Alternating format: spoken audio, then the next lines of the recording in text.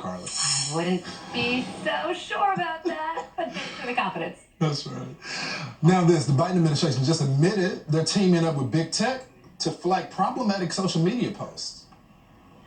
We're flagging problematic posts for Facebook that spread disinformation. Facebook needs to move more quickly to remove harmful, violative posts.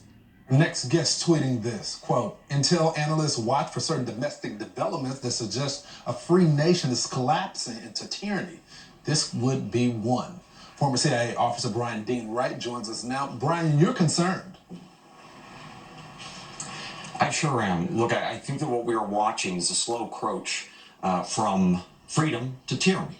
You see, one of the things that I know from my career and all the intel analysts that I work with is when a country is moving from freedom to tyranny, one of the things that we look for is a government taking control of the media, and specifically the speech.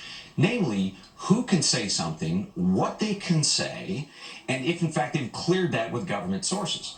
Now, what we know in this particular case is the media in this country, we know who talks most of the time. Anywhere from 94 to 96% of folks who give to the Democratic Party in the world of media are indeed these journalists, right? So what is concerning out here is something a bit different. This isn't just about media bias. We have the government telling a private industry who can speak based on what they define to be the truth.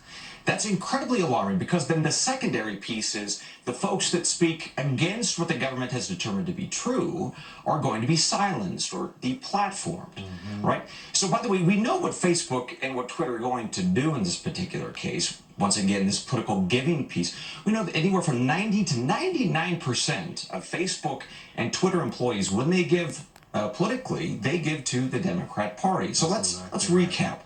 The government is deciding what is truth, who can say it, who can't speak it, and then targeting individuals who say anything contrary to what the government or the private industry that has been chosen to target these folks want to do. So that's what I'm concerned about. I think most reasonable Americans are concerned about this, and I think it's time for anyone who understands this, whether you be a conservative who is targeted or a free-thinking, critical person, should stand up and say, enough, Brian, this is wrong. You hit it right on the head, and we've been talking so much about Cuba, and I made the point earlier, it starts with things like this. This is what the Surgeon General is releasing. This is his advisory. Strengthen information, monitoring, detect misinformation, super spreaders, the voices of trusted sources, protect health professionals and journalists from online hate. They get to decide who's trusted and who's not trusted, not the American public. Right. So one of the things that has been so alarming, I think, for most of us is, well, aren't those constitutional rights that we have to express our opinion? The answer, of course, is yes. What Joseph Biden is doing is he's moving from an administration to a regime. And that should alarm all of us, because they are deciding what is truth, who can speak, who can't.